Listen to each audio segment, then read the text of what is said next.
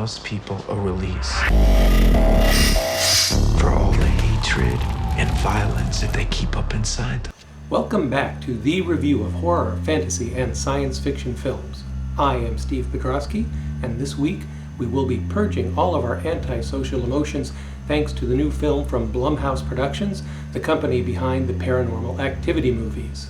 Written and directed by James DeMonaco, The Purge is a tense thriller with a premise that combines everything from The Strangers to Panic Room to Straw Dogs and the Star Trek episode Return of the Archons, with Ursula K. Le Guin's The Ones Who Walk Away from Omelas, or at least an echo of that short story's underlying concept, which was inspired by the William James essay The Moral Philosopher and the Moral Life.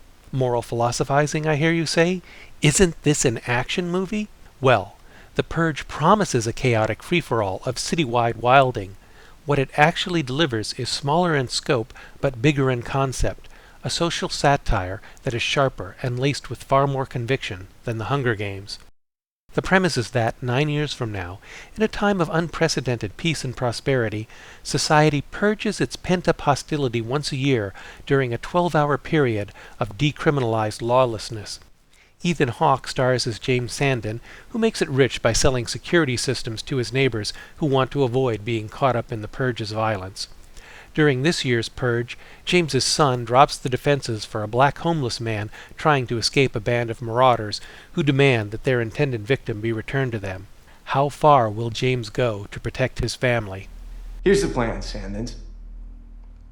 You have until our provisions arrive, provisions which will help us break into your elegant home. If you don't deliver him by the aforementioned time, we'll release the beast on him and on you. And we can enter any home we want, and we will want.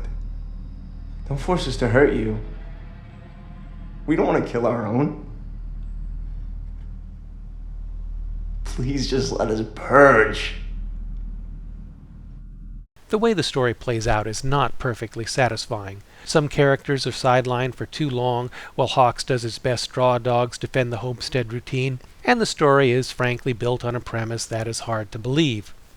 Fortunately, The Purge works as a political parable that offers a blackly comic take on a futuristic society in which the privileged few live in safety and comfort behind locked doors, while those less fortunate suffer the consequences. The film presents a morally dubious situation that has been normalized and accepted thanks to jingoistic patriotism mixed with a touch of religious fervor. Those who rationalize the Purge do so by citing its benefits to society, when what they really see are the benefits to themselves. To question the status quo would be to question their own privileged status.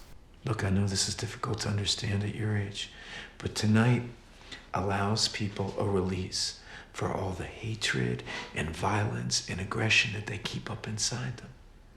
Okay? And yes, if your mother and I were so inclined, we would participate.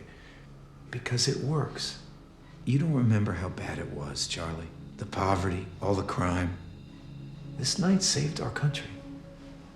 By reconfiguring its old formula, Blumhouse creates its best film in years, removing the spooks but keeping the limited time frame and location. The Purge may not be perfect, but it does what good speculative fiction should do. It asks the question, what if? We're gonna make it through tonight.